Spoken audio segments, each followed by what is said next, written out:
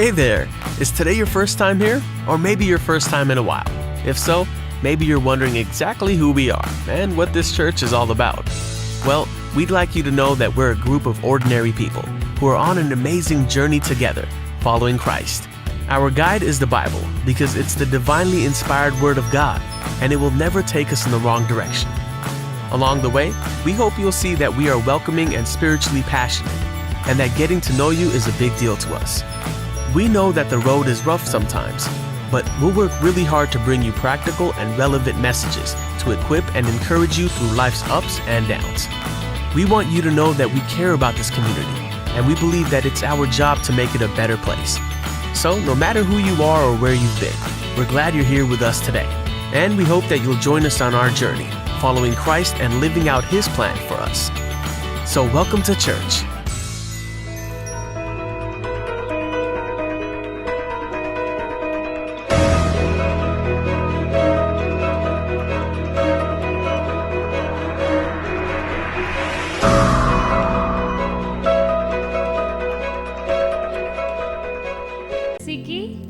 ये समय होगा कि हम सब अपने स्थानों पे खड़े होंगे और एक छोटी सी प्रार्थना के द्वारा सभा को शुरू करेंगे। आइए हम सब अपनी आंखों को बंद करें, अपने हाथों को स्वर्ग की ओर उठाएं और परमेश्वर के सम्मुख चले एक मन होकर। धन्यवाद करते प्रेम पिता परमेश्वर इस दिन के लिए, खुदावन प्रभु जी, समय के लिए परमेश्वर पिता कि आज प्रभु जी हमने ये दिन देखा। प्रभु जी आपके रहम के द्वारा परमेश्वर पिता हम धन्यवाद करते आपके अनुग्रह के लिए परमेश्वर पिता जी, जो हम पे बना रहा परमेश्वर पिता। और ये सच है परमेश्वर पिता कि प्रभु हमारे मांगने से बढ़कर, हमारे मांगने से ज़्यादा प्रभु देने वाले परमेश्वर हैं आप। हम धन्यवाद करते प्रभु अपने हृदय से प्रभु जी, हम धन्यवाद करते हैं आज के दिन के लिए प्रभु जी, कि हम धन्यवाद करते परमेश्वर पिता तमाम आशीषों के लिए प्रभु जी जो आपने हमारे जीवन में दी। खुदावन प्रभु हम धन्यवाद करते प्रभु जितने भी लोग यहाँ जमा है प्रभु जी, हम धन्यवाद करते खुदावन प्रभु कि आप उन्हें समय से लाए परमेश्वर पिता, और जितने मार्ग में भी हैं प्रभु जी हम उनको भी आपके हाथों में सौंपते खुदावन प्रभु जी। उन्हें दीजिए प्रभु जी, उनकी भी आप अगुवाई करें खुदावन प्रभु, ताकि वो भी समय से आने वाले हो सके खुदावन प्रभु और आपकी उपस्थिति में जाने वाले हो सके खुदावन प्रभु। हम प्रार्थना करते प्रभु जी आज के दिन को आपके हाथों में सौंपते खुदावन प्रभु। होने दीजिए हम में से हर एक को आपके हाथों में देते खुदावन प्रभु। जो भी प्रभु हम आपकी आराधना करते परमेश्वर पिता, होने दीजिए प्रभु आप उसे ग्रहण कीजिए प्रभु जी। हम अपने हृदय से प्रभु जी आपकी आराधना करने वाले हो सके प्रभु जी। हम प्रार्थना करते खुदावन प्रभु, होने दीजिए हम आपका स्वागत अपने जीवन में करने वाले हो सके खुदावन प्रभु जी। अपनी हर एक चिंता को, अपनी हर एक परेशानी को आपके हाथों में सौंपना चाहते हैं खुदावन प्रभु। हम में से हर एक प्रभु जो किसी भी तकलीफ में हो के या किसी भी चिंता में आए प्रभु, होने दीजिए हर एक की आप सुधि लीजिए खुदावन प्रभु, हर एक को शांति दीजिए खुदावन प्रभु जी। अपने वचनों के द्वारा हम में से हर एक से बातें कीजिए खुदावन प्रभु जी, और होने दीजिए हमारे हृदय को इस तरह तैयार कीजिए प्रभु, ताकि हम आपके वचनों पे चलने वाले हो सके प्रभु जी, और हमारे जीवन से आपके नाम को महिमा मिले खुदावन प्रभु जी। आगे के हर एक समय को आपके हाथों में सौंपते, हर एक चीज को प्रभु आपके हाथों में देते हुए इस प्रार्थना विनती को अपने उद्धार करता प्रभु यीशु मसीह के नाम से मांगते हैं, आमीन। हालेलुया। क्या आप आनंदित हैं? क्या आप आनंदित हैं? हालेलुया। आप और अच्छे से बोल सकते हैं हालेलुया। इससे पहले कि हम गीत गाएं, आज का दिन क्या स्पेशल है, कोई बता सकता है? क्या चीज? पाम संडे है। आप अपने पड़ोसी को मुबारकबाद दे सकते हैं, उन्हें विश कर सकते हैं हैप्पी पाम संडे करके। और आज के दिन क्या हुआ था, कोई बता सकता है? हालेलुया। आज के दिन क्या हुआ था, कोई बता सकता है? यीशु मसीह ने यरूशलेम में प्रवेश किया था और लोगों ने उसका स्वागत किया था अपने बीच में। हालेलुया। और आज के दिन हम भी यीशु मसीह का स्वागत करेंगे अपने जीवन में, क्योंकि वो राजाओं का राजा है। लेकिन यीशु मसीह इस दुनिया में आया, हर एक चीज उसने की। क्यों की पता है आपको? एक बहुत बड़ा रीजन है उसके पीछे। अपने पड़ोसी को देखिए, क्या उनके चेहरे पे शांति, खुशी दिख रही है आपको? बहुत कम लोगों की दिख रही है ना। वो इसलिए नहीं आए इस दुनिया में कि हमारा चेहरा उदास रहे या हम उदास रहे, हम चिंता में रहे। हालेलुया। वो क्यों आया? ताकि हम शांति में रहे, हम खुशी में रहें, हम आनंदित रहें। अपने पड़ोसी को देखिए, कहिए परमेश्वर आपकी मुस्कुराहट को देखना चाहता है, ना कि आपका चेहरा उदास देखना चाहता है। हालेलुया। इससे पहले कि हम शुरू करें, जल्दी से 2 या 3 लोगों से आप मिल सकते हैं और उन्हें बोल सकते हैं कि परमेश्वर चाहता है कि आप आनंदित रहें।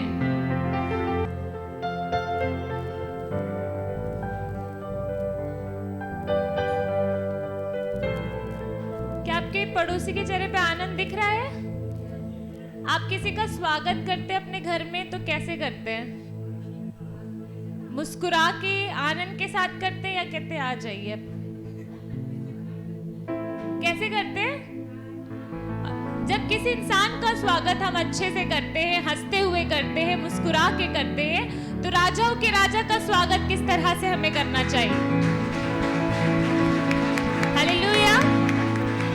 अपने पड़ोसी को बोलिए कि हम राजाओं के राजा का स्वागत करेंगे अपने बीच में, लेकिन उसके लिए एक शर्त है कि आपको आनंद के साथ उसका स्वागत करना है और अपनी हर एक चिंता, हो सकता है आपके जीवन में कुछ परेशानी हो, बीमारी हो, दर्द हो, लेकिन जब हम अपनी चिंता उसके हाथों में दे देते हैं तो वो हमें अपनी शांति देता है, क्योंकि वो शांति का राजकुमार है। हालेलुया।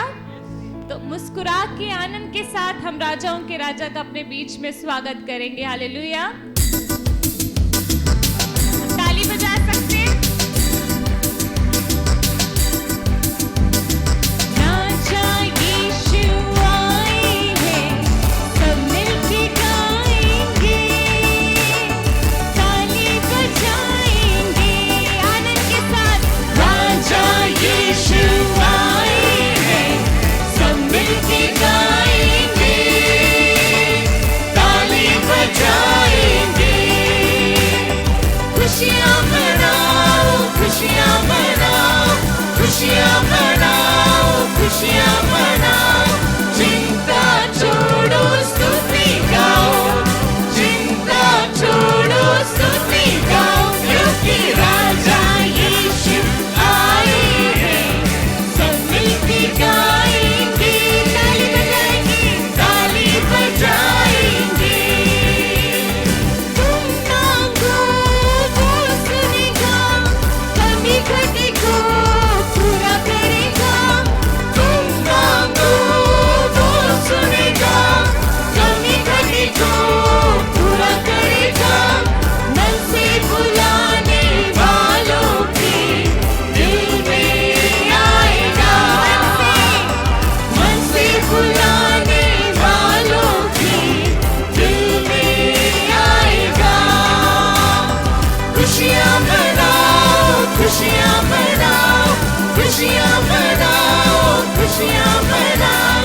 चिंता छोड़ो, स्तुति गाओ, चिंता छोड़ो, स्तुति गाओ, क्योंकि राजा यीशु आए हैं, सब मिलके गाएंगे, ताली बजाएंगे।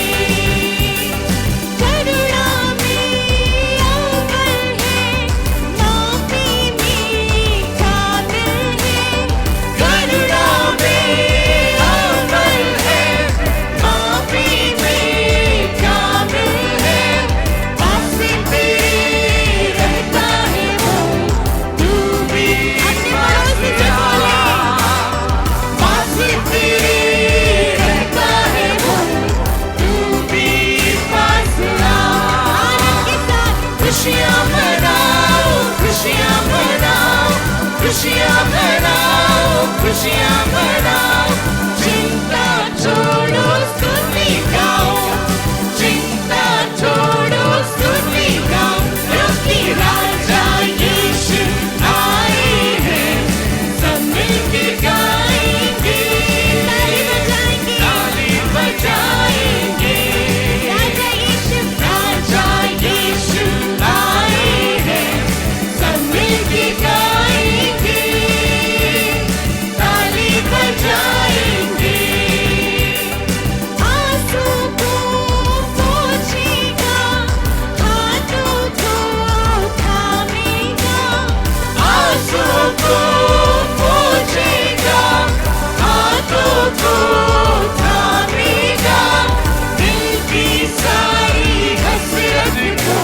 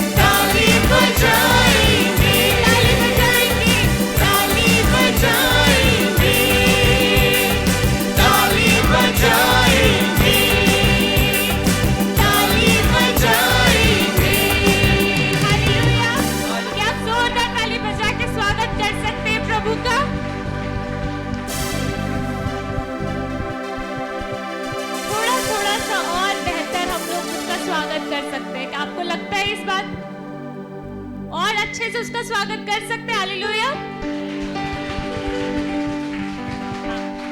अपने पड़ोसी की ओर आप देखिए और बोलिए, आप और अच्छे से परमेश्वर का स्वागत कर सकते हैं। हालेलुया। इससे पहले हम एक और गीत को गाएं, आपको एक पार्टनर की जरूरत होगी। आप अपने पड़ोसी का हाथ पकड़ सकते हैं, दिखा सकते हैं मुझे, है ना सबके पास? हाँ, अच्छा है। तो अब इससे पहले, क्योंकि गाने के बोल ही कुछ इस प्रकार है, हम ये गाएंगे साथ मिलके। तो आपको कैसे गाना है? मिलके, कोई अकेले नहीं रहना चाहिए। अगर कोई अकेले है तो आप ज्वाइन कर लीजिए, ठीक है? और क्या गाएंगे? हालेलुया गाएंगे। तो आपको हाथ ऐसे करने हैं, ठीक है? कितने लोग कर सकते हैं ऐसे? हाँ, हाथ हिल रहे हैं सबके? हाँ, चलो परमेश्वर का धन्यवाद है, हमारे पास हाथ है, उसकी आराधना करने के लिए पैर है, होठ है, गीत गाने के लिए। हालेलुया।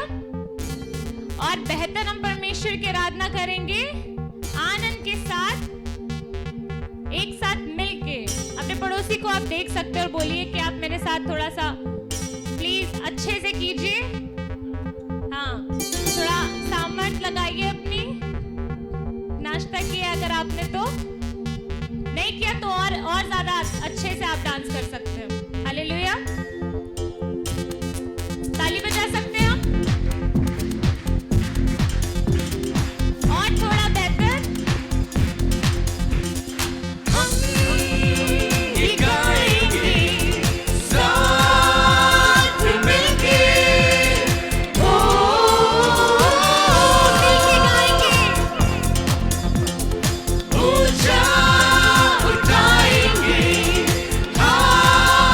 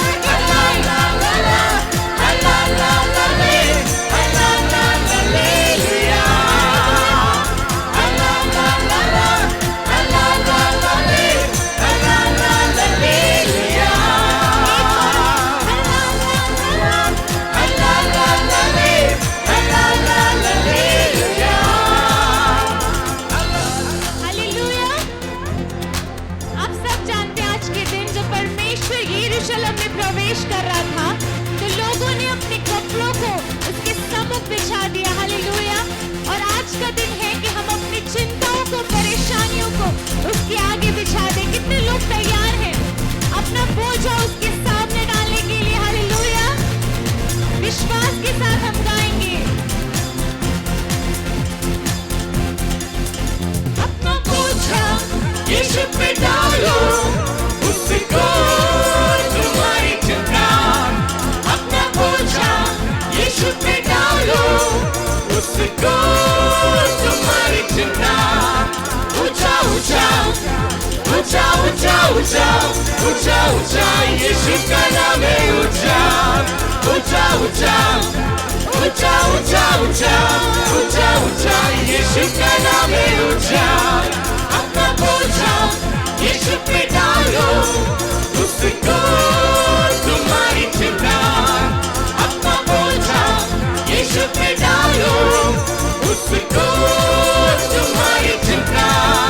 नीचे नीचे नीचे नीचे नीचे नीचे नीचे शैतान को करो नीचे। नीचे नीचे नीचे नीचे नीचे नीचे नीचे शैतान को करो नीचे। बल्ले बल्ले बल्ले बल्ले बल्ले बल्ले बल्ले यीशु की होवे बल्ले। बल्ले बल्ले बल्ले बल्ले बल्ले बल्ले बल्ले यीशु की होवे बल्ले। बल्ले बल्ले बल्ले बल्ले बल्ले बल्ले बल्ले शैतान को करो बल्ले। बल्ले बल्ले बल्ले बल्ले बल्ले बल्ले बल्ले शैतान को करो बल्ले। हालेलुया। क्या धन्यवाद दे सकते प्रभु को?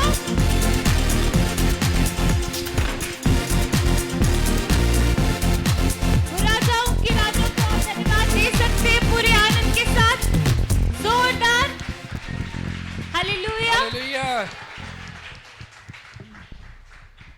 इस समय होगा कि हम सब अपनी आंखों को बंद करें और अपने हाथों को स्वर्ग की ओर उठाएं, परमेश्वर के सम्मुख चले, क्योंकि वो राजाओं का राजा, प्रभुओं का प्रभु है। वो शांति का राजा है।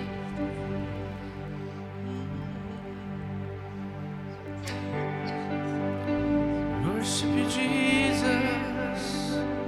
Worship you. आइए हम सब अपने हाथों को स्वर्ग की ओर उठाएं, अपनी आंखों को प्रभु की ओर उठाएं और अपने हृदय की गहराई से परमेश्वर की स्तुति करें। उसको धन्यवाद दें उसकी उपस्थिति के लिए, क्योंकि वो हमारे मध्य में है।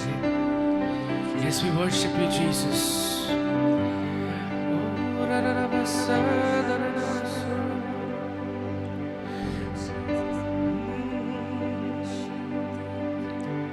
Hosanna, Hosanna, Hosanna, Hosanna। आइए अपने हाथों को उठा के प्रभु के लिए गाएंगे मिलके। Hosanna, Hosanna, Hosanna, Hosanna, Hosanna, Hosanna, Hosanna, Hosanna, Hosanna। Dawood की संतान की गाए होसन्ना।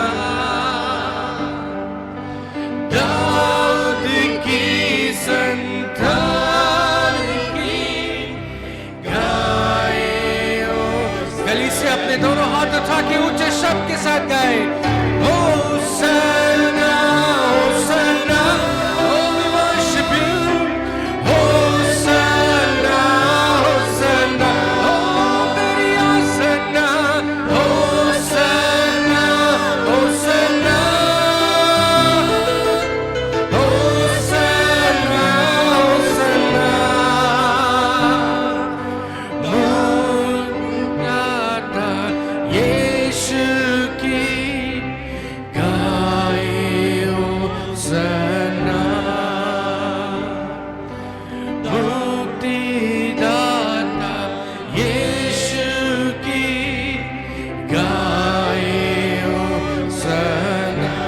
ऊपर और मिलके गाएंगे अपने हाथ उठा के Hosanna Hosanna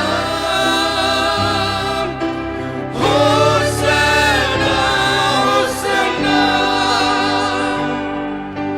Hosanna Hosanna Hosanna Hosanna Dawood की संतान दाऊद की संतान की गाए होसन्ना दाऊद की संतान की गाए होसन्ना दाऊद की संतान दाऊद की संतान की गाए होसन्ना दाऊद की संतान की गाए होसन्ना Yes, we worship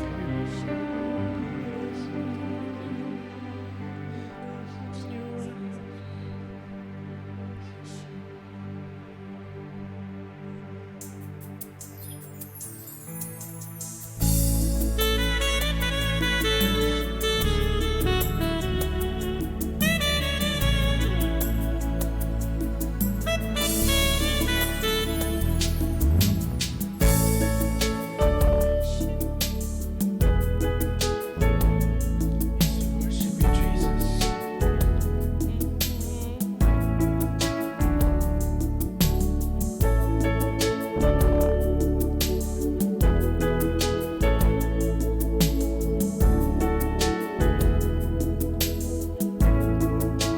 देखो मनुष्यों के मध्य में रहने वाला है तू हमारे मध्य में चाहता है बसना तू प्रभु तेरा सिंहासन बनाने को यीशु स्तुति तेरी करते हम सारे परमेश्वर के संग यीशु स्तुति तेरी करते हम तेरा सिंहासन बनाने को यीशु स्तुति तेरी करते हम सारे परमेश्वर के संग यीशु स्तुति तेरी करते हम Oh, we worship you, Jesus. आइए हम सब अपने हाथों को उठाएं, अपने मुंह को खोल के उसकी स्तुति करें अपने हृदय की गहराई से देखो Worship you, Lord. We thank you, Jesus. We thank you, Lord. देखो मनुष्यों के मध्य में रहने वाला है तू हमारे मध्य में चाहता है बसना तू प्रभु तेरा सिंहासन बनाने को यीशु स्तुति तेरी करते हम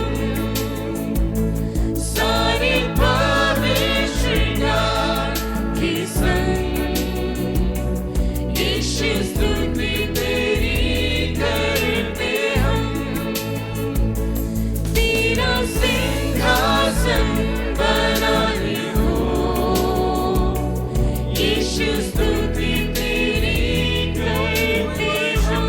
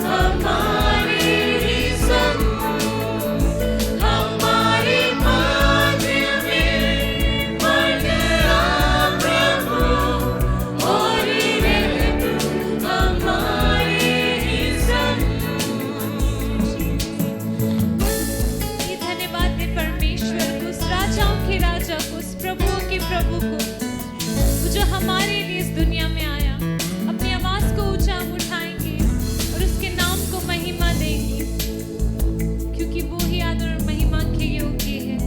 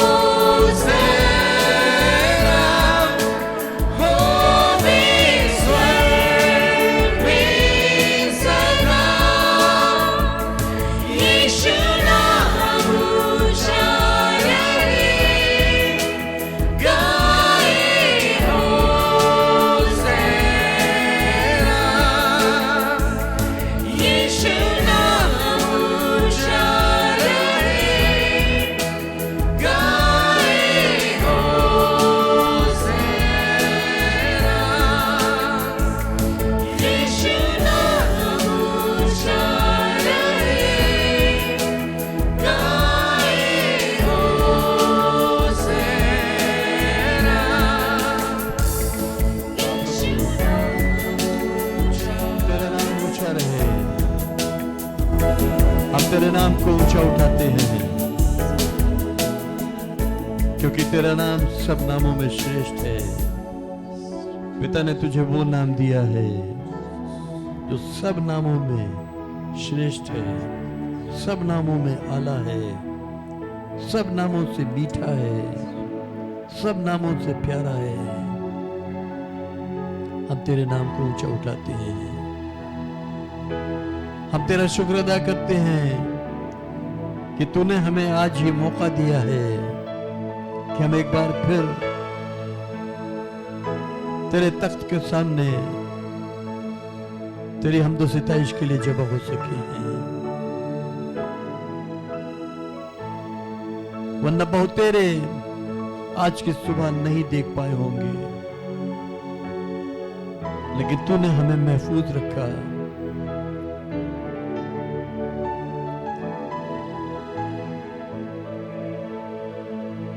हम तेरा शुक्र अदा करते हैं। हम जितने यहाँ इस छत के नीचे मौजूद हैं, हर एक के लिए विनती है,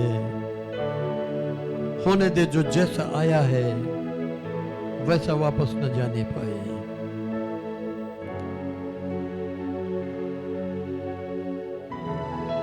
बल्कि तेरे हाथों का एक स्पर्श, एक टच पाके जाने पाए। तुझसे बहुत कुछ सुनकर जाने पाए, अपने दिल की बात तुझसे कह कर जाने पाए।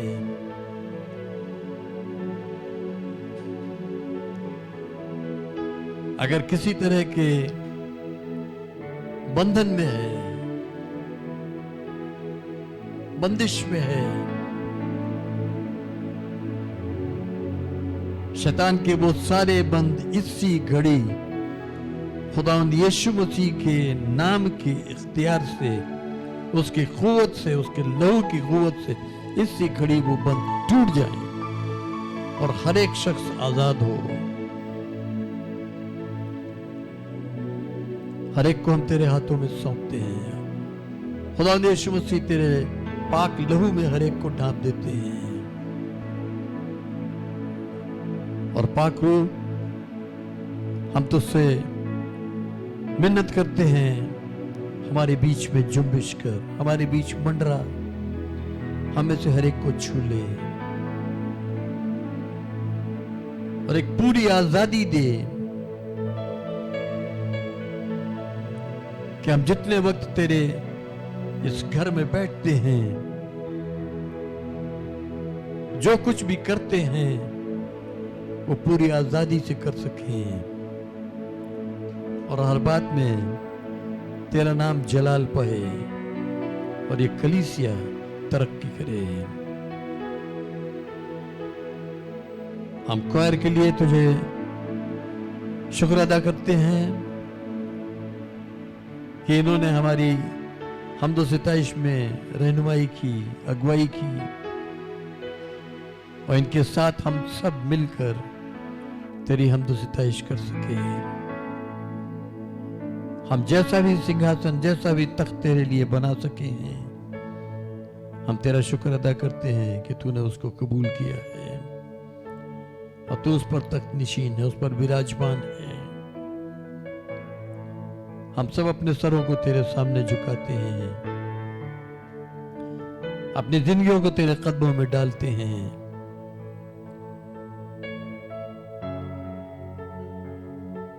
और आने वाले हर एक दिन के लिए, हर एक लम्हे के लिए हम तेरे उन हाथों तले रहना चाहते हैं। पाकरो, हम अपना हर एक लम्हा तेरी रहनुमाई में, तेरी अगुवाई में बिताना चाहते हैं। हमारी मदद कर। आगे का पूरा वक्त हम तेरे हाथों में, तेरी अगुवाई में देते हैं और इस विनती को बड़े ईमान और शुक्रगुजारी के साथ खुदावंद यीशु मसीह के वसीले से मांगते हैं। आमीन। आप सब जागते रहो और प्रार्थना करते रहो कि तुम परिश्रम में ना पड़ो। आत्मा तो तैयार है परंतु शरीर दुर्बल है। मत्ती 26:41। तुम जगत की ज्योति हो। परमेश्वर ने जगत से ऐसा प्रेम रखा कि अपना इकलौता पुत्र दे दिया। Be still and that I am God। Psalm 46:10। तेरा वचन मेरे पाँव के लिए दीपक है और मार्ग के लिए उजियाला। दोनों जो सुख करते हैं कि शांति पाते हैं। मत्ती 5:4। जो कोई अपने परमेश्वर से प्रेम रखता है वह अपने भाई से भी प्रेम रखे। पहला यूहन्ना 4:21 में लिखा है। Jesus called out with a loud voice from your heart. Matthew 23:26. Blessed are those who keep his statutes and seek him with all their heart. Psalm 119:2. Blessed are those whose ways are blameless, who walk upon the law of the Lord. Psalms 119:1. आइए हम इन बच्चों के लिए प्रार्थना करेंगे। Hallelujah प्रभु, धन्यवाद करते हैं सुंदर समय के लिए। प्रेम पिता परमेश्वर, आपने एक बार फिर से हम सबको इकट्ठा किया, इसके लिए धन्यवाद करते हैं प्रभु। हम प्रार्थना करते हैं इन बच्चों के लिए परमेश्वर, जो भी इन्होंने आपके वचनों से सुना है प्रभु, ये सुनाने वाले नहीं बल्कि आपके वचनों पर और भी आगे बढ़ने वाले हो सके प्रभु। हम प्रार्थना करते हैं इन्हें और भी ज्ञान समझ बुद्धि से भरिए, अपने नाम में आगे बढ़ाइए प्रभु। आगे के समय को आपके हाथों में देते हुए इस विनती को अपने उद्धार करता प्रभु यीशु मसीह के नाम से मानते हैं, आमीन।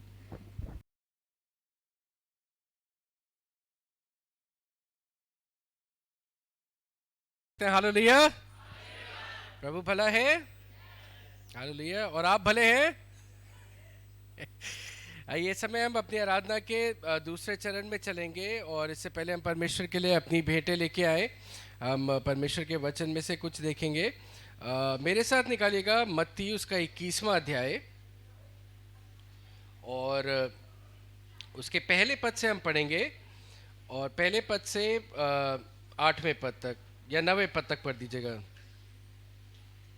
जब वे यरूशलेम के निकट पहुँचे और जैतून पहाड़ पर बैतफगे के पास आए तो यीशु ने 2 चेलों को यह कहकर भेजा कि अपने सामने के गांव में जाओ। वहां पहुंचते ही एक गदही बंधी हुई और उसके साथ बच्चा तुम्हें मिलेगा। उन्हें खोलकर मेरे पास ले आओ। यदि तुम से कोई कुछ कहे तो कहो कि प्रभु को इनका प्रयोजन है, तब वह तुरंत उन्हें भेज देगा। या इसलिए हुआ कि जो वचन भविष्यवक्ता के द्वारा कहा गया था वह पूरा हो कि सियोन की बेटी से कहो, देख तेरा राजा तेरे पास आता है, वह नर्म है और गधे पर बैठा है, वरन लादू के बच्चे पर। चेलों ने जाकर जैसा यीशु ने उनसे कहा था वैसा ही किया और गधी और बच्चे को लाकर उन पर अपने कपड़े डाले और वह उन पर बैठ गया। और बहुतेरे लोगों ने अपने कपड़े मार्ग में बिछाए और लोगों ने पेड़ों से डालियां काटकर मार्ग में बिछाई। और जो भीड़ आगे आगे जाती और पीछे पीछे चली आती थी, पुकार पुकार कर कहती थी कि दाऊद की संतान की होशाना, धन्य है वह जो प्रभु के नाम से आता है, आकाश में होशाना। हालेलुया, परमेश्वर अपने वचन पे आशीष दे। तो हम सब ने पता है आज क्या है, खजूर का इतवार है या पाम संडे है और उसी से रिलेटेड ये हिस्सा है। तो खास पद जो हम यहाँ देखेंगे वो 5वां पद है। मैं चाहता हूँ कोई पढ़ दीजिएगा दोबारा 5वां पद इसका। कि सियोन की बेटी से कहो, देख तेरा राजा तेरे पास आता है, हाँ। वह नर्म है और गधे पर बैठा है, वरन लादू के बच्चे पर। हालेलुया। तो खास लाइन जो इसमें हम पढ़ेंगे, मैं चाहता हूँ हम सब साथ में पढ़ें कि देख तेरा राजा तेरे पास आता है। हालेलुया। मैं 3 तक 1 2 3 काउंट करूंगा। मैं चाहता हूँ आपके पड़ोस में जो भी बैठा आप उससे कहिए, ये बात बोलिएगा कि देख तेरा राजा तेरे पास आता है। ठीक है, 1 2 3। हालेलुया। दूसरे पड़ोसी से भी कह दीजिए 1 2 3। हालेलुया। चलिए, तेरा राजा तेरे पास आता है। ठीक है, हमने गीत भी गाया, राजा यीशु आए हैं। कितने लोग सचमुच विश्वास करते हैं, मानते हैं कि यीशु मसीह है यहाँ पे? है? कुछ लोग विश्वास नहीं करते? करते हैं। यीशु मसीह है हमारे बीच में। हालेलुया। हमारा राजा, आपका राजा आपके पास क्या है? आया है। हालेलुया। चलिए, इससे पहले मैं आपको और इस वचन से बताऊं, हम एक गीत गा रहे थे, होसन्ना। ठीक है, किसी को मालूम है होसन्ना का मतलब क्या होता है? हम जोर जोर से गा रहे थे होसन्ना होसन्ना, इसका मतलब क्या होता है? कोई भी नहीं? होसन्ना का मतलब होता है सेव नाउ, हमें अभी बचा। क्या मतलब होता है? हम अगर कह रहे हैं होसन्ना, इसका मतलब हम परमेश्वर से क्या कह रहे हैं? हमें बचा। हालेलुया। ठीक है, अब बात आती है भेंट चढ़ाने की, और क्या कहते हैं, हम सब सालों से सुनते आ रहे हैं, 2 तो तुम्हें दिया जाएगा, आप जो बीज बोते हो परमेश्वर आपको उसके अनुसार आशीषित करता है ना, सुनते आ रहे हैं। लेकिन फिर भी कितने लोगों को, आपको अपनी आर्थिक जीवन में आपको जरूरत है कि कोई आपको बचा ले वहां पे आके? कितनों को जरूरत है वहां पे? ठीक है, आप चाहते हैं कि आपका जो आर्थिक लाइफ है, फाइनेंशियल लाइफ है, वहां पे आपको बचाए जाने की जरूरत है या नहीं? है ना? हाँ, मुझे मैं चाहता हूँ कोई आके कोई बचा ले, कोई रातों रात मेरे अकाउंट में 10-20 करोड़ रुपए डाल जाए, काम हो गया कि ठीक है। तो हम गा रहे थे कि सेव मी, हम अभी गाना गा रहे थे कि होसन्ना होसन्ना, परमेश्वर से हम कह रहे थे हमें बचाओ, और यीशु मसीह हमारे बीच में है। हालेलुया। और यहाँ हम देखते हैं कि यहाँ जब हम इस हिस्से को पढ़ते हैं तो यहाँ क्या पाते हैं कि यीशु मसीह यरूशलेम में अपने लोगों के बीच में प्रवेश कर रहा है। और जब यीशु मसीह यरूशलेम में प्रवेश कर रहा है, उस गधी के बच्चे पे बैठ के जा रहा है, तो लोग क्या कर रहे हैं? वो लोग कह रहे हैं उससे होसन्ना, उससे क्या कह रहे हैं? हमें सुनाई नहीं दे, क्या कह रहे हैं? हमें बचा, है ना? फिर से क्या कह रहे हैं वो लोग?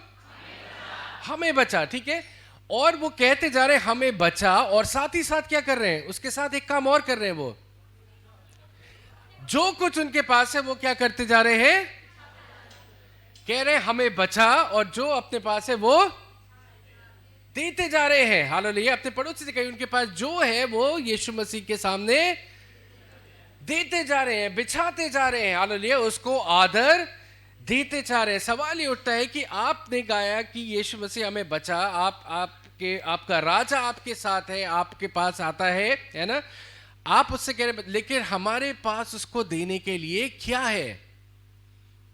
सवाल ये है कि हम उसके आदर में हम उसको आज क्या दे सकते हैं? Hallelujah, hallelujah.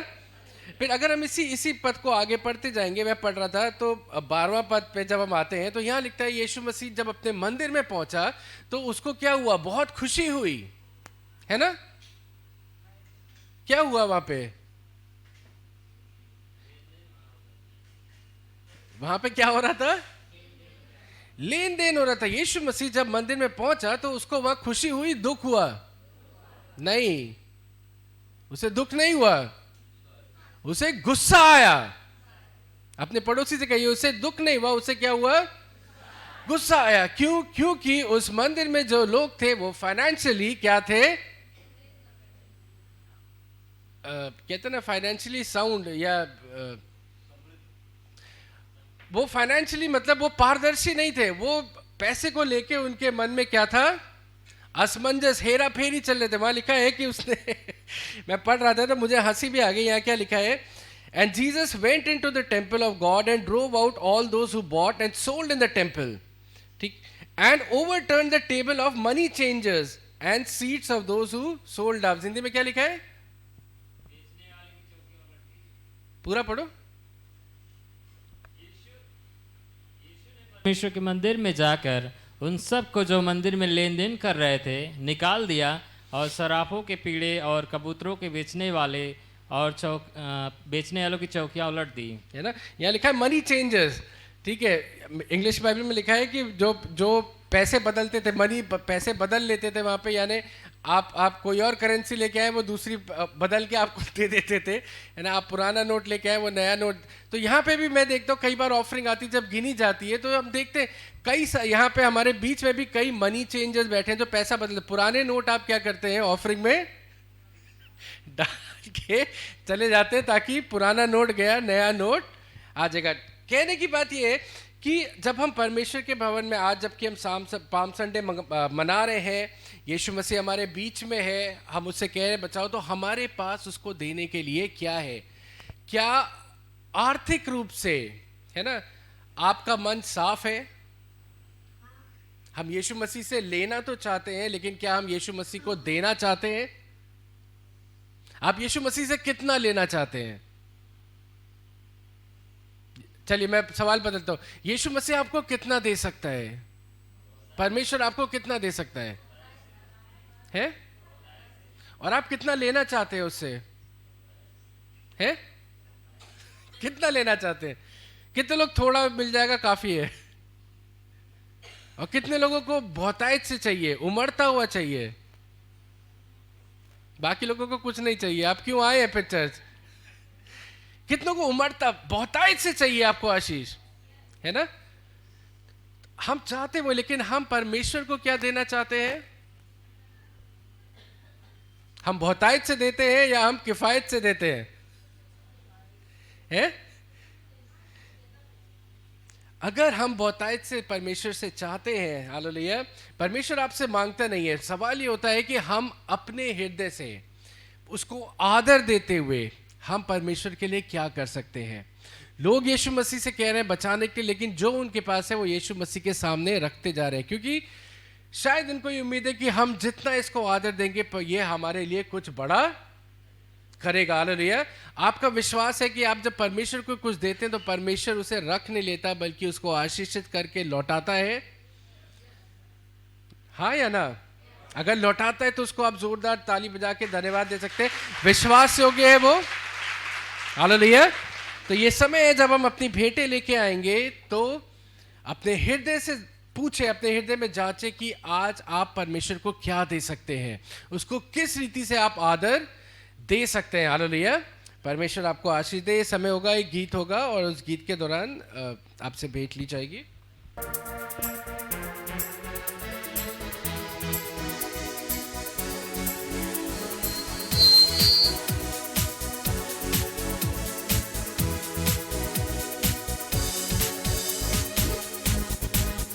देखो देखो कोई आ रहा है, कैसा जलवा मस्ती आ रहा है, आंखें अपनी उठा करके देखो, कैसी शान से मस्ती आ रहा है। देखो देखो कोई आ रहा है, कैसा जलवा मस्ती आ रहा है, आंखें अपनी उठा कर तू देखो, कैसी शान से मस्ती आ रहा है।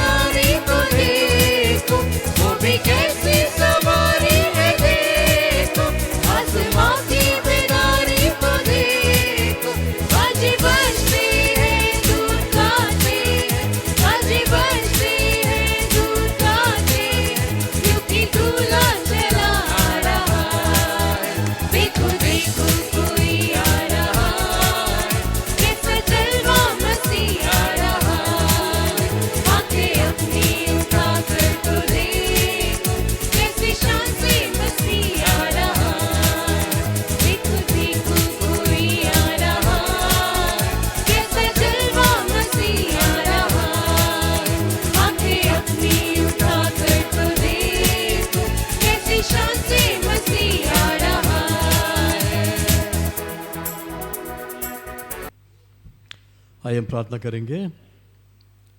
पिता परमेश्वर, तेरी स्तुति महिमा प्रशंसा हो प्रभु। हम तुझे धन्यवाद देते हैं तेरी दी हुई हर एक आशीष के लिए, हर एक बरकत के लिए, क्योंकि आज हमारे पास जो कुछ भी है सब कुछ तेरा दिया हुआ है। और उन्हीं बरकतों में से हम जो कुछ भी तेरे घर में, तेरे भवन में नजराने के शक्ल में या दहेज की शक्ल में लाए हैं, भेंट या दशवांश के रूप में लाए हैं, हमारी तुझसे विनती है इसे तो कबूल कर और अपने जलाल के लिए इस्तेमाल कर। जिन हाथों ने नजराने के तौर पर या भेंट के तौर पर जो कुछ भी आज तेरे राज्य में बोया है उन्हें दे, वो हाथ उसका 100 गुना फसल काट सकें। और जो हाथ अगर किसी वजह से न बो पाए हों, न दे पाए हों, उन्हें भी तू बरकत दे ताकि वो भी तेरे राज में बोकर एक बहुतायत की कटनी काट सकें। हम तेरा शुक्र अदा करते हैं कि जो अपनी दहे की अपना दशवांश तेरे भंडार में लेकर आता है, तो अपने वायदे में सच्चा है, तो आसमान के झरोके खोलकर उन पर बेशुमार बरकतों की बारिश करता है, यहाँ तक कि उनके पास जगह कम पड़ती है। हम तेरा शुक्र अदा करते हैं कि आज फिर तू अपने उस वायदे को पूरा करेगा। और इसी ईमान के साथ शुक्रगुजारी करते हुए हम इस विनती को खुदावंद यीशु मसीह के नाम से मांगते हैं, आमीन। आज क्या है?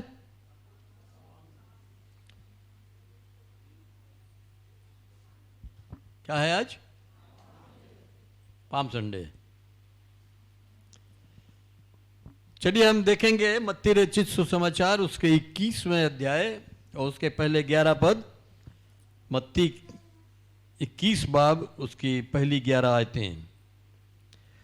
और जब वो यरूशलेम के नजदीक पहुंचे और जैतून के पहाड़ पर बैतफगे के पास आए तो यीशु ने 2 शागिर्दों को यह कहकर भेजा, अपने सामने के गांव में जाओ, वहां पहुंचते ही एक गधी बंधी हुई और उसके साथ बच्चा तुम्हें मिलेगा, उन्हें खोलकर मेरे पास ले आओ। और अगर कोई तुमसे कुछ कहे तो कहना कि ये खुदावंद को दरकार हैं, वो फिलफौर उन्हें भेज देगा।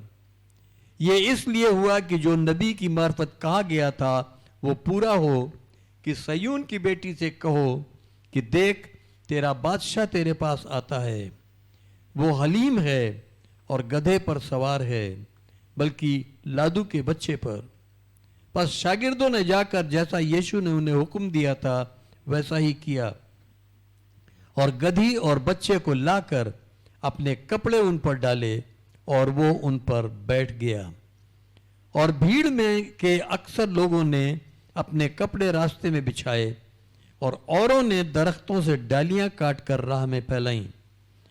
और भीड़ उस के आगे आगे जाती और पीछे पीछे चली आती थी, पुकार पुकार कर कहती थी कि इब्ने दाऊद को होसन्ना, मुबारक है वो जो खुदावंद के नाम पर आता है, आलम बाला पर होसन्ना।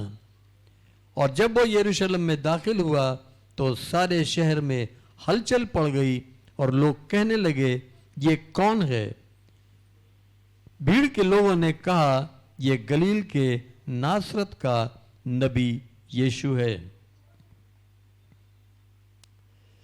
अभी मैंने पूछा था कि आज क्या है? हैं? 1-2 आवाजें आ रही, पाम संडे। हुआ क्या था पाम संडे के दिन? है? यीशु मसीह ने यरूशलेम में प्रवेश किया था, बड़े छुपते छुपाते चुप्पे से प्रवेश किया था। हाँ, कैसे दाखिल हुआ था?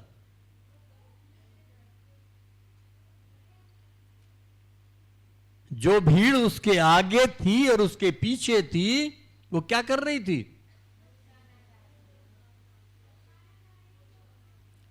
होसन्ना, होसन्ना, होसन्ना, ऐसे कर रही थी। कैसे कर रही थी?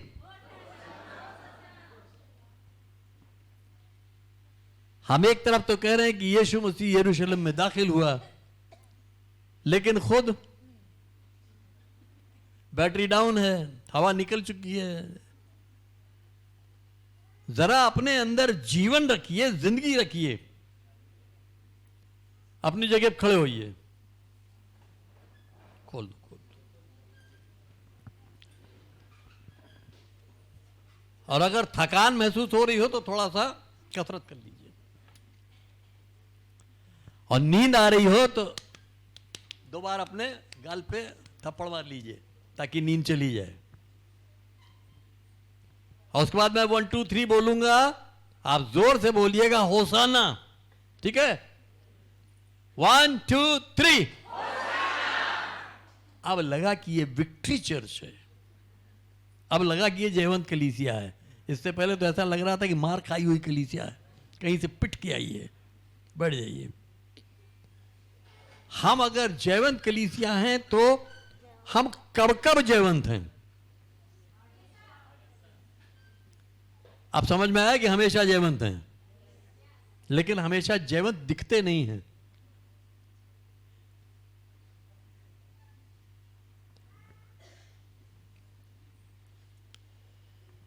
हमने अभी पढ़ा कि यीशु मसीह किस तरह से दाखिल हुआ यरूशलेम में। तो यरूशलेम में जब यीशु मसीह दाखिल हुआ तो जो सबसे खास बात है कि उसने अपने लिए एक रथ मंगवाया, बहुत आलीशान रथ मंगवाया जिसमें 8 घोड़े लगे थे, और उस रथ में बैठ के वो यरूशलेम में गया। हाँ, वो एक गधे की सवारी करता हुआ, एक गधे की सवारी करता हुआ यरूशलेम में दाखिल हुआ। यीशु मसीह गधे पर सवार होके क्यों गया?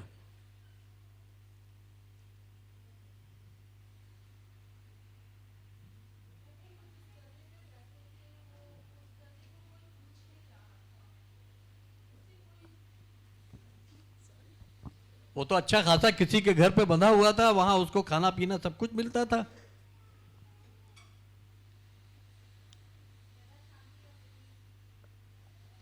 उस गधे को कोई पूछ नहीं रहा था। नहीं, कौन बोला अभी इधर से?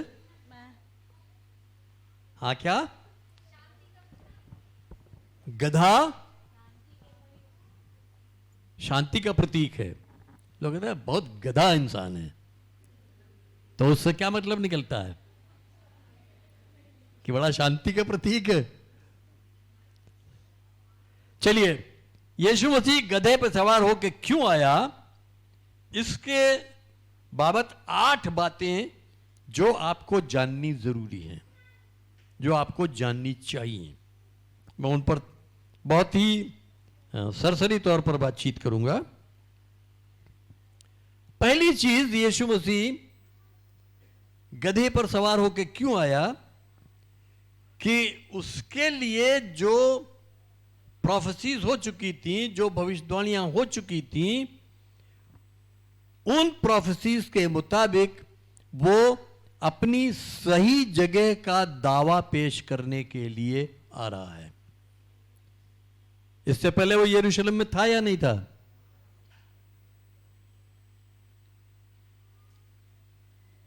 था या नहीं था? लेकिन गया हुआ था और फिर आ रहा है, और अब जब आ रहा है तो वो अपना दावा पेश करने के लिए आ रहा है। कौन सा दावा?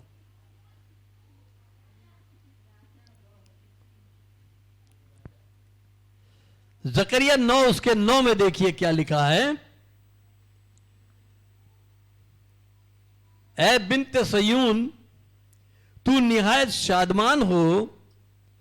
ए दुख्तरे यरूशलेम, खूब ललकार, क्योंकि तेरा बादशाह तेरे पास आता है।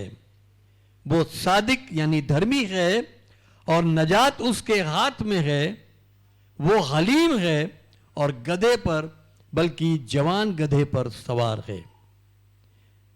हिंदी पढ़ दीजिएगा। हे सियोन, बहुत ही मगन हो। हे यरूशलेम, जय जयकार कर, क्योंकि तेरा राजा तेरे पास आएगा। वह धर्मी और उद्धार पाया हुआ है। वह दीन है और गधे पर वरन गधी के बच्चे पर चढ़ा हुआ आएगा। ना,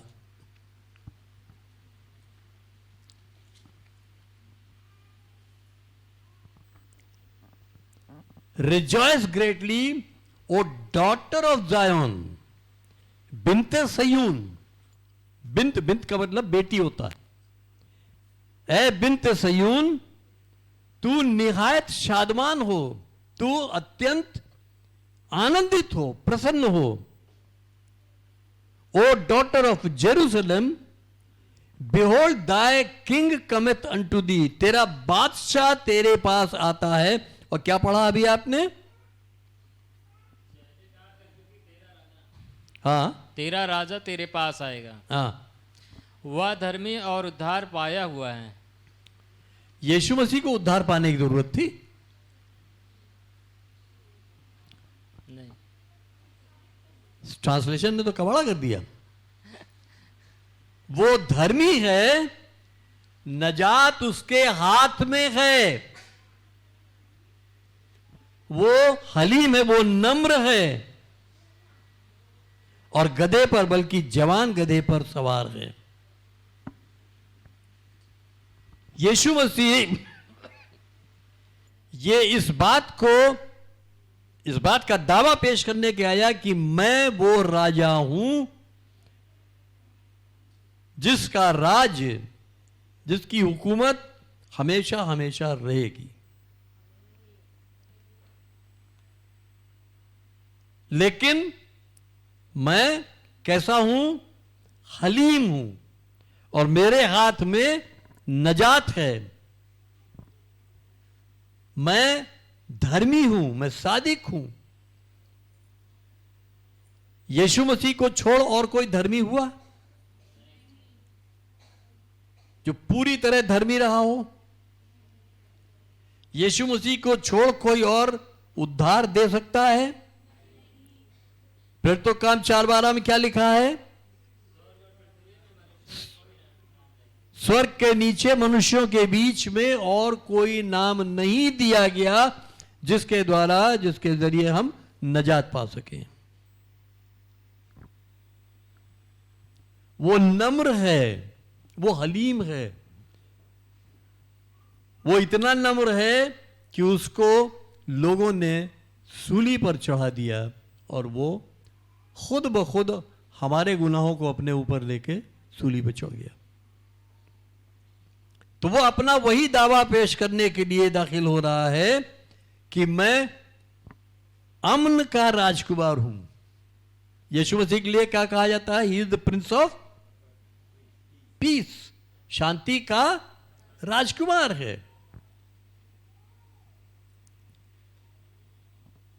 तो जो मशरकी दुनिया थी, यानी जो ईस्टर्न वर्ल्ड है, वहां क्या रिवाज था कि राजा या जो लीडरान हुआ करते थे, वो जब जंग में जाते थे तो वो घोड़े पर सवार होके जाते थे, लेकिन जब वो अमन व अमान का पैगाम लेके जाते थे, शांति का संदेशा लेकर जाते थे, तो वो गधे पर सवार होकर जाते थे। राजा घोड़े पर भी सवार होकर जाता था, और राजा गधे पर सवार होकर भी जाता था। घोड़े पर वो तब सवार होता था जब वो जंग के लिए निकलता था, और गधे पर तब सवार होता था जब वो अमन का पैगाम लेकर जाता, जब वो शांति का संदेश लेकर जाता था।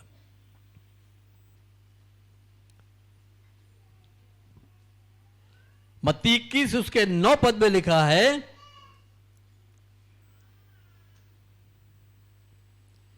होसन्ना, मुबारक है वो जो खुदावंद के नाम से आता है। तो यीशु मसीह जो है, ये प्रभु के रूप में, खुदावंद के रूप में आ रहा है। वो कोई जंग लड़ने नहीं जा रहा है। वो राजा है, लेकिन वो जंग नहीं लड़ने जा रहा है। और जो जंग वो लड़ रहा है या लड़ेगा, वो जंग रूहानी जंग है। उसका तलवार चलाने से कोई वास्ता नहीं है। तो पहली वजह यह है कि वो अपनी सही जगह का दावा पेश करने के लिए आया है, इसलिए उसको गधे पर सवार होके आना जरूरी। अगर वो घोड़े पर सवार होके आता तो वो राजा न ठहरता जिसके बारे में नबियों ने पहले से कहा हुआ था। वो अमन का बादशाह न ठहरता। दूसरी वजह, वो गधे की सवारी इसलिए उसने की ताकि वो अमन का एक नमूना रख सके, शांति का एक उदाहरण रख सके।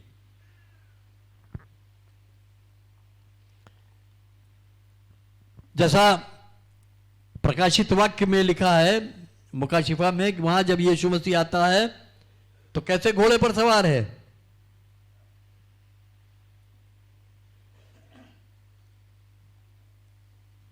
मुकाशिफा में जहां जिक्र है, प्रकाशित वाक्य में जहां वर्णन है यीशु मसीह का, घोड़े पर सवार है या गधे पर सवार है? क्यों घोड़े पर सवार है? क्योंकि तब उसका ओहदा दूसरा है, तब वो जीत हासिल करने के लिए आ रहा है, वो अपनी हुकूमत कायम करने के लिए आ रहा है। लेकिन यहां पर वो अमन का पैगाम लेके आ रहा है, शांति का संदेश लेके आ रहा है, इसलिए वो गधे पर सवार होके आ रहा है।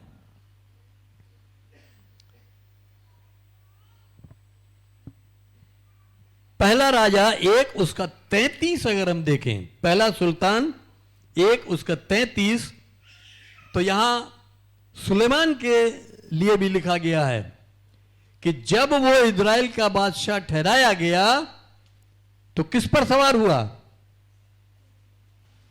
पढ़ दीजिएगा।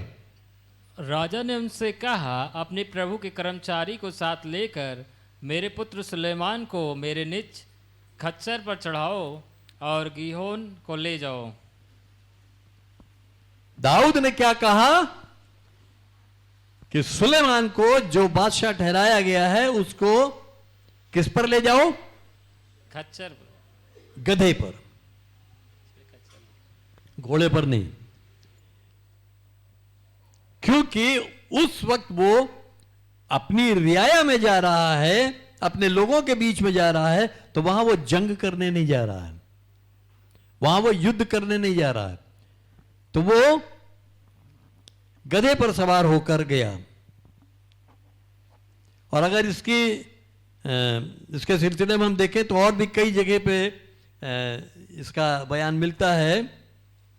न्यायों में, यानी जिसको उर्दू में कुदात कहते हैं, 5:10, 10:4, 12:14 और दूसरा सैमुएल 16:2 में वहां भी हमें यह जिक्र मिलता है कि जब राजा अमन का पैगाम लेके जा रहा है, जब कोई लीडर जो है वो अमन का पैगाम लेके जा रहा है, तो वो गधे पर सवार होकर जाता है। जकरिया 9 उसके 9 और 10 में देखें तो यहां लिखा है कि वो सादिक होगा, यानी धर्मी होगा, उसके हाथ में नजात होगी और वो हलीम होगा। वो सल्तनत जीतने के लिए घोड़े पर सवार होकर नहीं जाएगा, वो अमन का पैगाम लेके गधे की सवारी करता हुआ जाएगा। तो जकरिया 9 उसका 10 पद जो है वो अमन पर खास तौर से जोर देता है। क्या लिखा है 10वीं आयत में? मैं इफ्राइम के रथ और यरूशलेम से घोड़े काट डालूंगा और जंगी कमान तोड़ डाली जाएगी और वो कौमों को सुलह का मुजदा देगा और उसकी सल्तनत समुंदर से समुंदर तक और दरियाए फुरात से इंतहाए जमी तक होगी। हिंदी में क्या लिखा है? और मैं प्रेम के रथ और यरूशलेम के घोड़े नाश करूंगा और युद्ध के धनुष तोड़ डाले जाएंगे और वह अन्य जातियों से शांति की बातें कहेगा। वह समुद्र से समुद्र तक और महानद से पृथ्वी के दूर दूर के देशों तक प्रभुता करेगा। इफ्राइम के रथ तोड़ दिए जाएंगे और यरूशलेम के घोड़े काट डाले जाएंगे और युद्ध के धनुष तोड़ डाले जाएंगे, धनुष कमान तोड़ डाली जाएगी और वह अन्य जातियों से शांति की बातें कहेगा। क्यों ये सब तोड़ डाला जाएगा? क्योंकि वो शांति की, वो अमन की बात करने के लिए आ रहा है। इसलिए जो जंग का सामान है उसको तोड़ दिया जाएगा। आज कोई कलीसिया, किसी भी कलीसिया में क्या ऐसा कभी पैगाम दिया जाता है कि आप लोग हथियार से लैस हो जाइए, बंदूक तलवार रख लीजिए? नहीं, क्योंकि हमारा वो काम नहीं है। हमारा काम क्या है? हमें अमन का पैगाम देना है, हमें जंग की ललकार नहीं करनी है, हमें अमन का पैगाम देना है।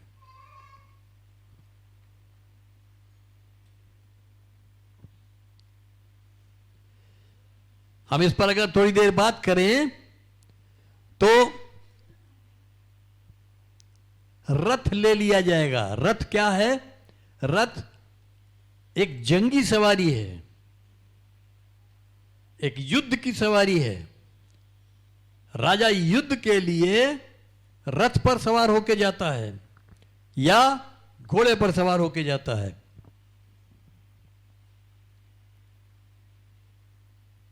तो सारी चीजें जो युद्ध में इस्तेमाल होती हैं, रथ है, घोड़े हैं, कमान है, ये सब तोड़ दिया जाएगा, ये सब नाश कर दिया जाएगा, बर्बाद कर दिया जाएगा, क्योंकि वो अमन का पैगाम देगा।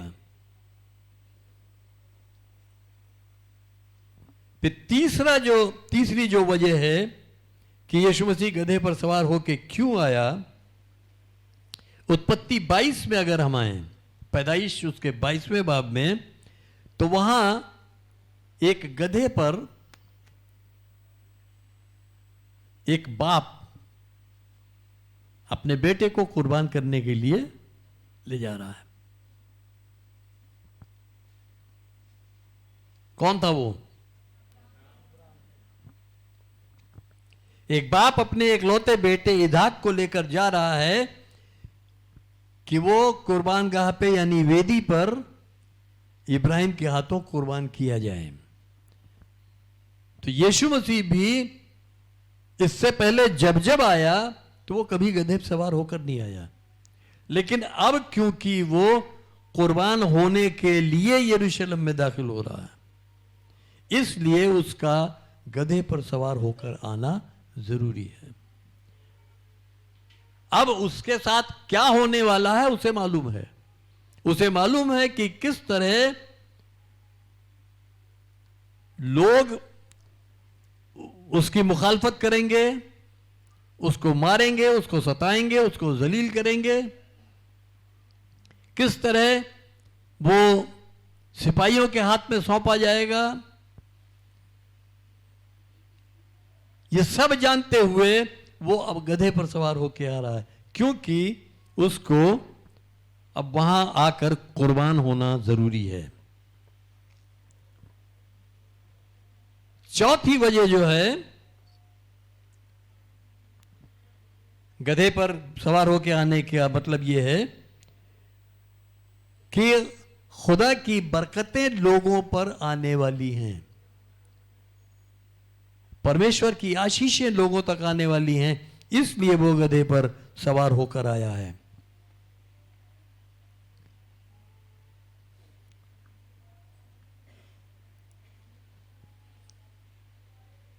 उत्पत्ति 49 खोलिएगा और उसके 10 से 12 पद तक पढ़िएगा। पैदाइश 49 10 से 12 आयत तक पढ़िएगा जरा। जब वह सीलो न आए, जब तक सीलो न आए तब तक ना तो यहूदा से राजदंड छूटेगा और ना उसके वंश से व्यवस्था देने वाला अलग होगा, और राज के लोग उसके अधीन हो जाएंगे। वह अपने जवान गधे को दाखलता में और अपनी गधी के बच्चे को उत्तम जाति की दाखलता में बांधा करेगा। उसने अपने वस्त्र दाखमधु में और अपना पहरावा दाखों के रस में धोया है। यानी यहां भी याकूब की जो आशीषें हैं, याकूब की जो बरकतें हैं, वो उसके बेटे यहूदा पर आने वाली हैं। और यहां पर भी हम देखते हैं कि एक गधे का जिक्र होता है।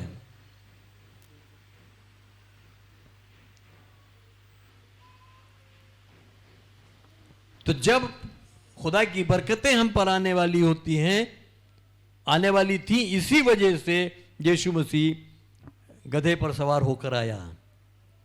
फिर पांचवी वजह जो है उसका गधे पर सवार होकर आना हमें यह दिखाता है कि जब गुनाह के लिए सारी कुर्बानियां दे दी जाएंगी, हम ईमान के आराम में दाखिल हो सकेंगे और ये मसीह की उस आखिरी कुर्बानी से मुमकिन होगा। यानी अब तक जो बलिदान लोग करते थे, अब तक जो कुर्बानियां लोग करते थे जानवरों की या चिड़ियों की, उनसे नजात नहीं मिल रही थी। लेकिन अब जो आखिरी कुर्बानी है वो यीशु मसीह खुद अपने आप को कुर्बान करेगा और तब उसके जरिए हम नजात भी पाएंगे और जो आराम है, जो विश्राम है, उस विश्राम में भी हम प्रवेश करेंगे। तो क्योंकि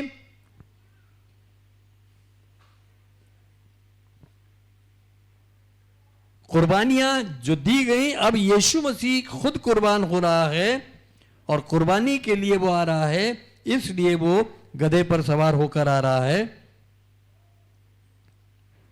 और अगर हम देखें निर्गमन उसके 23 अध्याय उसके 12 पद में, खुरूज 23 उसकी 12वीं आयत में, तो यहां खुदा का हुक्म बिल्कुल साफ साफ क्या कहता है, 6 दिन तक अपना कामकाज करना और 7वें दिन आराम करना।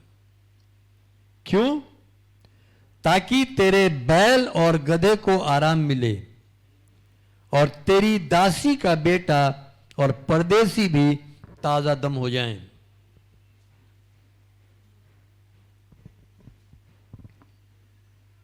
छठी जो वजह है वो है,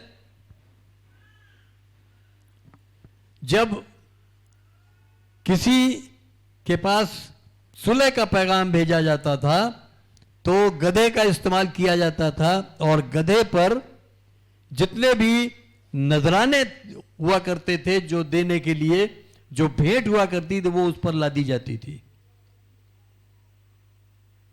तो हमारा भी परमेश्वर से मेल होना है, हमारा भी बाप से हमारी भी सुलह होनी है। उसके लिए जो नजराना हमारे पास भेजा गया वो गधे पर लाद कर भेजा गया। अगर हम देखें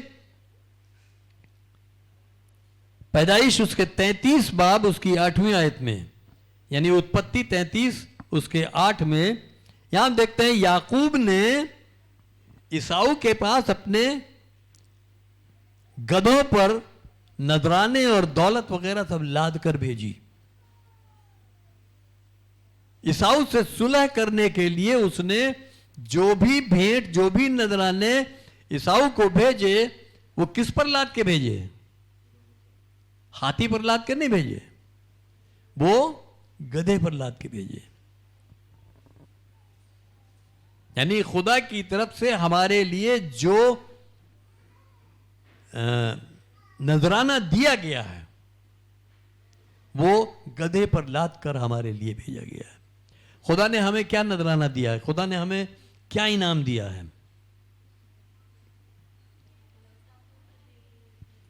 यूहन्ना 3:16,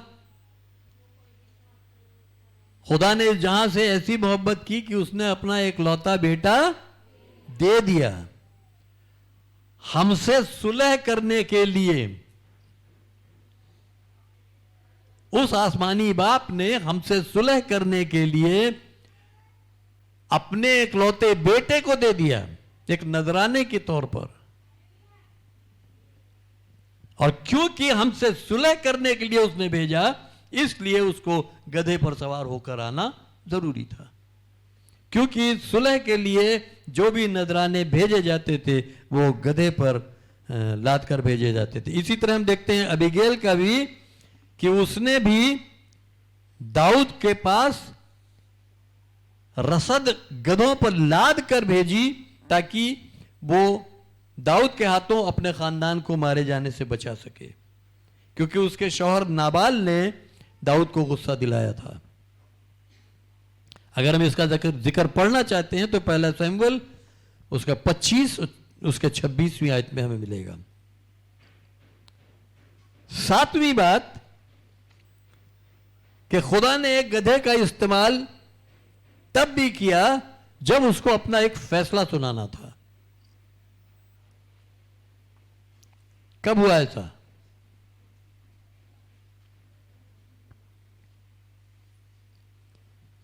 किसी गधे ने कभी खुदा का फैसला सुनाया?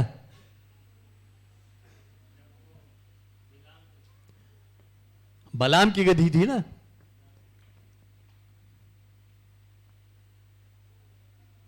गिनती 22 में इसका जिक्र है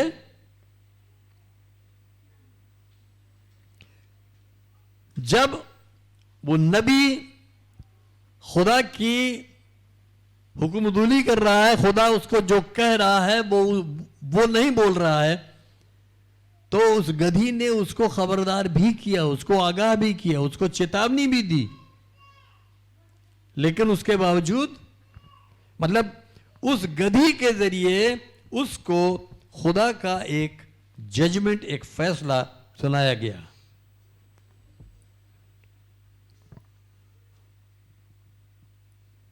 तो वैसे ही हमारे लिए एक जजमेंट सुनाया जा रहा है, तो उस जजमेंट के लिए एक गधे का वहां होना जरूरी है। और जजमेंट हमारे लिए क्या आया है?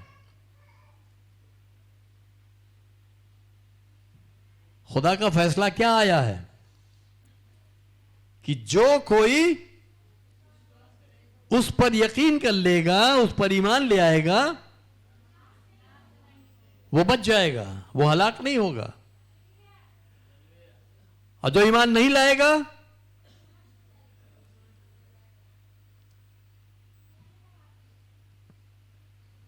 उसका तो फिर जो होना है वो होगा। जो विश्वास नहीं करेगा वो दोषी ठहराया जाएगा।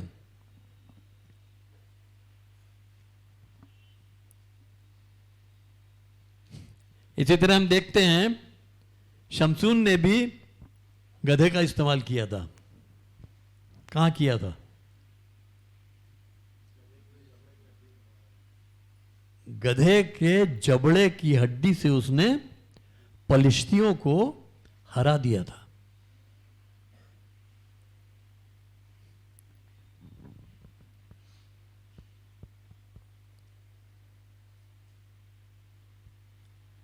पहला राजा उसके 13वें बाब में हम देखते हैं 27 से 31 में, यहां भी खुदा ने झूठे नबी को मारने के लिए एक शेर को भेजा।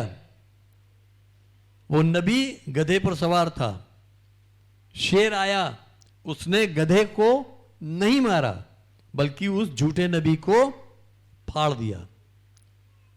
गधा खड़ा देखता रहा और फिर उसकी लाश को लेकर वापस चला गया।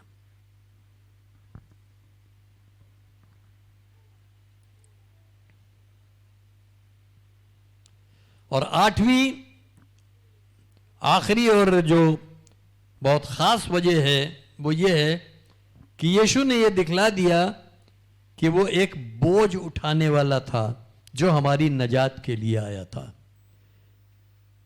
गधे को जब गधे का जिक्र आता है तो अक्सर करके हम ये देखते हैं कि उस पर बोझा लादा जाता है। और खासियत यह है कि गधे पर कितना भी बोझा लाद दो, उसके पैर बहुत मजबूत होते हैं, उसकी कमर बहुत मजबूत होती है। वो हील हवाला नहीं करता, वो सारा बोझ उठा के और चलता चला जाता है।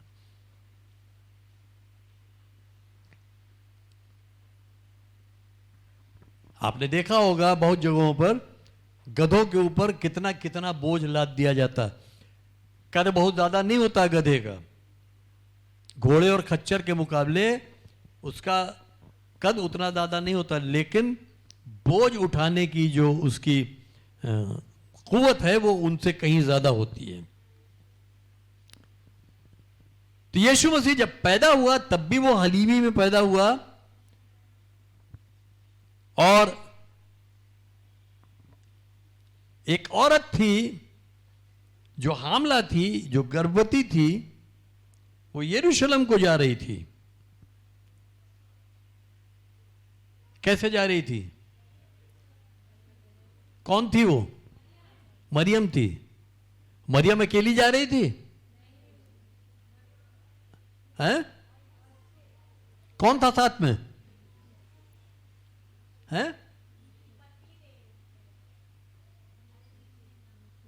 मरियम के साथ कौन था? यूसुफ। गधे पर कौन सवार था? यूसुफ। मरियम के साथ कौन था? यीशु मसीह। मरियम के गर्भ में यीशु मसीह है, तो वहां भी वो गधा जो है वो यीशु मसीह को मरियम के साथ साथ लेकर जा, एक नहीं दो जानों को वो अपने ऊपर ढो रहा था। तो जिस तरह गधा जो है, जो इतना हलीम होता है, इतना नम्र होता है कि उस पर जितना भी लाद दो वो इनकार नहीं करता, वैसे ही यीशु मसीह ने भी हमारे आपके गुनाहों का बोझ क्या बहुत हल्का था? उसने तो सारे जहां के गुनाहों का बोझ अपने ऊपर ले लिया।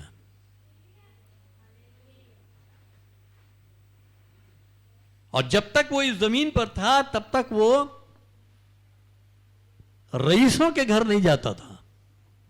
रईसों के साथ उसका उठना बैठना नहीं था। किनके साथ था? गरीबों के साथ, टूटे पिसे हुए लोगों के साथ उसका उठना बैठना था।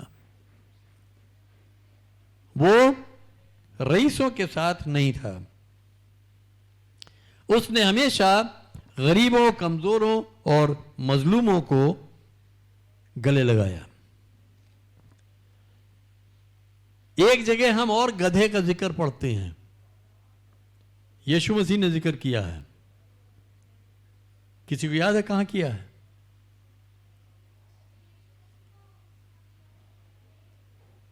थोड़ा जोर से बोलें।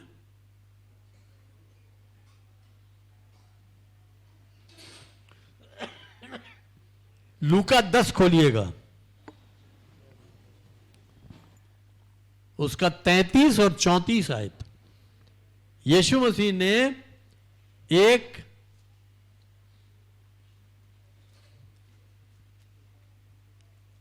नेक सामरी का जिक्र किया है। उस नेक सामरी ने क्या किया?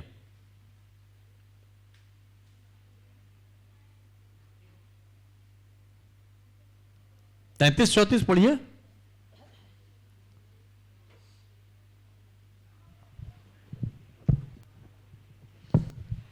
परंतु एक सामरी यात्री वहां आ निकला और उसे देखकर तरस खाया और उसके पास आकर और उसके पांव पर तेल और दाखरस डालकर उसके घावों पर, पांव पर नहीं, उसके घावों पर, उसके घावों पर तेल और दाखरस डालकर पट्टियां बांधी और अपनी सवारी पर चढ़ाकर सराय में ले गया और उसकी सेवा टहल की। उसकी सवारी क्या थी? सराय, गधा था।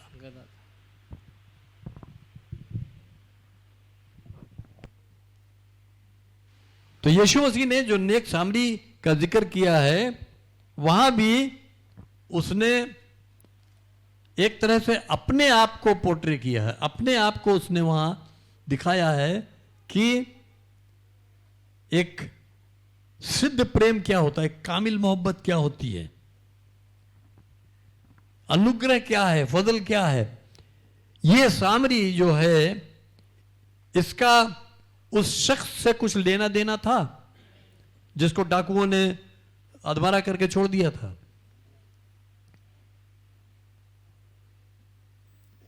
जिसको डाकुओं ने मारा था वो कहां का रहने वाला था?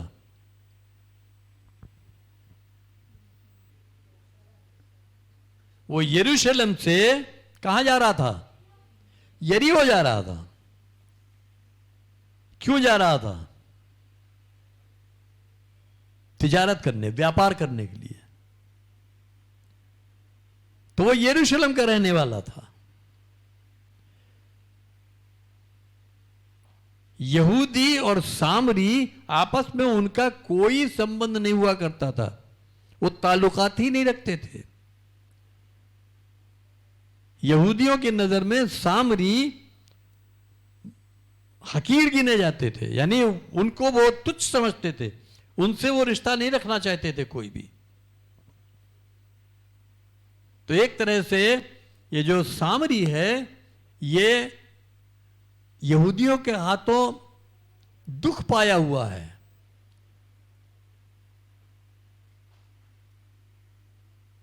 शायद आज के जमाने में कोई होता तो वो कहता अच्छा हुआ, चूंकि इस कौम ने बहुत सताया है, अच्छा हुआ कि मारा गया ये। लेकिन उसके अंदर मोहब्बत थी। यीशु मसीह ने अपना किरदार वहां उस सामरी के जरिए दिखाने की कोशिश की कि जो दुश्मन है, उस दुश्मन की भी उसने खिदमत की, उसके भी जख्म धोए, उसकी भी मरहम पट्टी की, अपनी सवारी पर उसको लादा, खुद पैदल चला, सराय में ले गया, मां उसके ठहरने का इंतजाम किया, उस पर खर्च किया, फिर जाने लगा कि मैं फिर लौट के आऊंगा। लेकिन वो शख्स अभी जाने लायक नहीं था, तो उसको वहीं छोड़ दिया। और सराय के मालिक से उसने क्या कहा?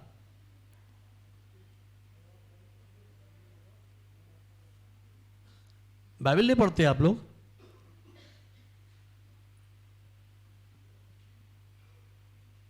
लूका खोलिए, लूका 10। दूसरे दिन उसने 2 दिनार निकालकर भटियारे को दिया और कहा कि उसकी सेवा टहल करना, और जो कुछ जाते जाते सराय के मालिक को पैसे दे के गया कि इसकी देखभाल करना, और आगे और कहा कि इसकी सेवा टहल करना, और जो कुछ तेरा और लगेगा वह मैं लौटने पर तुझे भर दूंगा। और अगर कुछ ज्यादा खर्च होता है तो भी मैं जब लौटूंगा तो वो भी तुझे दे दूंगा। किसके लिए कर रहा वो इतना? एक गैर के लिए, उस गैर के लिए जिसने उसको हमेशा हकीर जाना, जिसने हमेशा उसको तुच्छ जाना। लेकिन यहां भी वो अपने उस दुश्मन को भी गधे पर लाद कर ले गया ताकि उसकी तीमारदारी कर सके, उसकी देखभाल कर सके। तो यीशु मसीह क्यों गधे पर सवार होकर आया? इसकी कई एक वजूहात हैं, कई एक कारण हैं, और उन कारणों पर हमने आज थोड़ा सा नज़र डाली है। और अगर आप घर जाके इसको दोबारा देखेंगे तो आप और अच्छी तरह इस बात को समझ पाएंगे कि गधे का इस्तेमाल क्यों किया गया। क्योंकि बहुत से कुछ तो जो प्रोफेसीज थी वो पूरी होनी थी कि देखो वो गधे पर सवार होकर आता है, वो पूरा होना था। फिर खुदा जैसा चाहता था उस चीज को वो उस गधे के जरिए दिखाना चाहता था। क्या हो गया?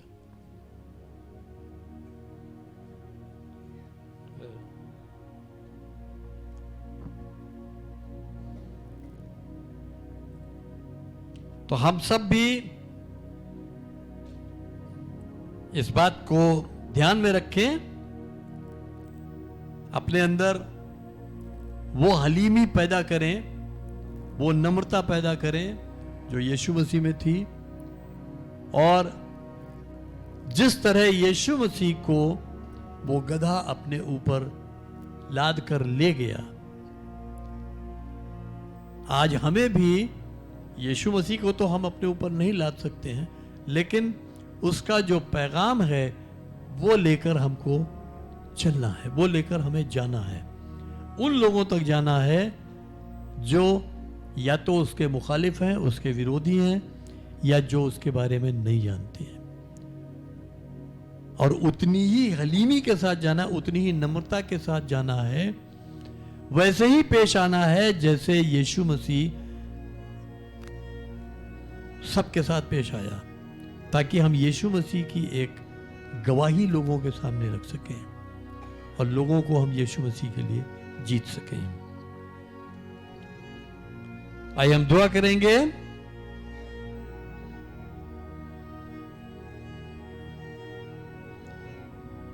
खुदावंद यीशु मसीह, हम तेरे शुक्रगुजार हैं कि सचमुच जब तू इस जमीन पर था तूने जो कुछ किया वो सब कुछ हमारे लिए एक नमूना ठहरा है, और हमारे लिए ये जरूरी है कि हम तेरे हर एक नमूने से बहुत कुछ सीख सकें।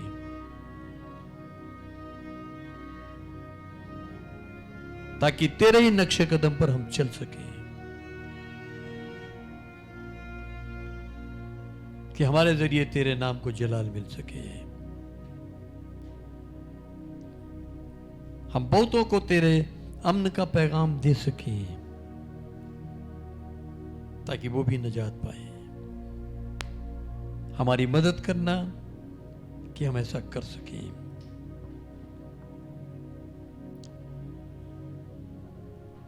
साथ ही हम दुआ करेंगे अंकित की मदर के लिए, श्रीमती कृष्णावती। कल वो गिर गई, उनके सर में चोट लगी है, 3 टाके लगे हैं, लेकिन खुदा का शुक्र है कि कोई अंदरूनी चोट नहीं है। और इसके अलावा 25 मार्च को आपकी जो पास्टर पढ़ी हैं, इनकी छोटी बहन ब्लॉसम अपनी जिंदगी के नए साल में दाखिल हो रही हैं। 28 मार्च को दिल्ली में पास्टर नवीन सिंह, वो अपनी जिंदगी के नए साल में दाखिल हो रहे हैं। और 30 मार्च को बहन मंजू श्रीवास्तव, वो अपनी जिंदगी के नए साल में दाखिल हो रही हैं। हम इनके लिए दुआ करेंगे।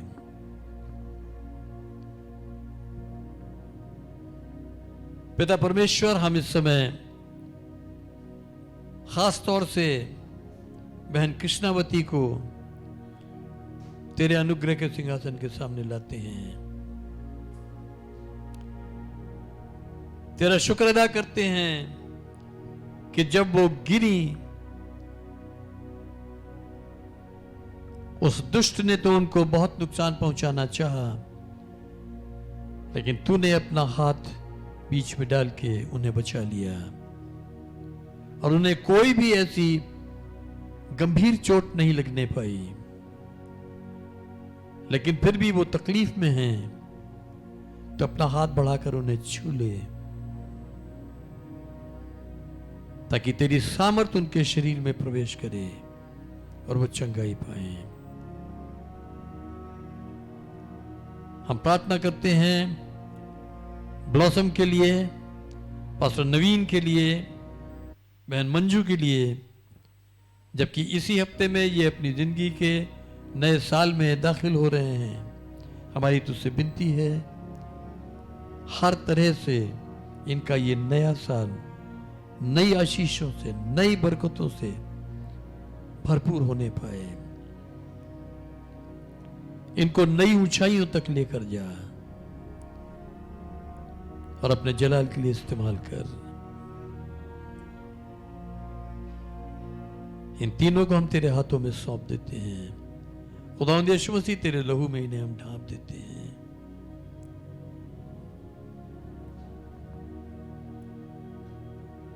और इनकी जिंदगी के हर कदम पर तेरी रहनुमाई चाहते हुए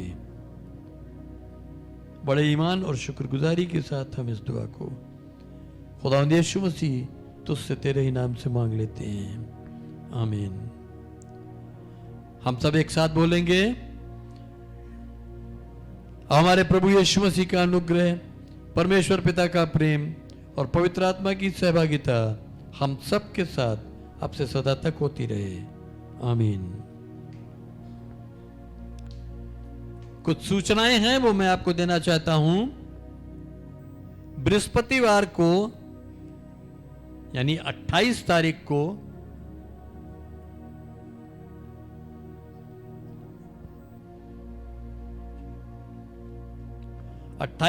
को प्रभु भोज है, जो अंतिम फसह हम मनाते हैं, जो यीशु मसीह ने अपने चेलों के साथ ली।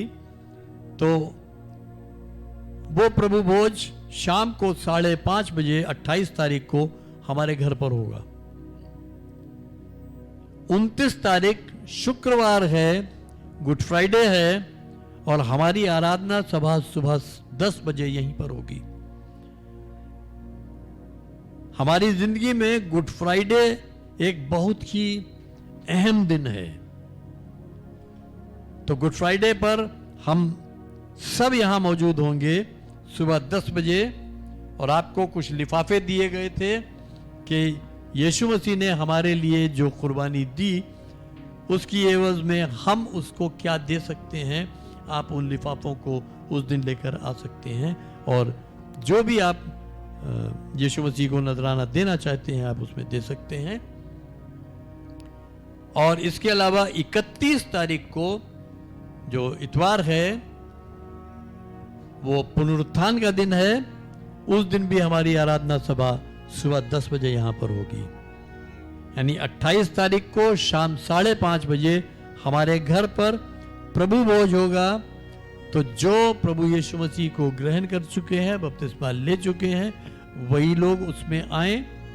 और इसके अलावा शुक्रवार को यानी 29 तारीख को सुबह 10 बजे और 31 तारीख को सुबह 10 बजे यहीं पर हमारी आराधना सभा होगी। इसके अलावा 26 तारीख को यूथ के लोगों की मीटिंग कितने बजे है? दोपहर 2:30 बजे भाई सुनील के घर पर होगी।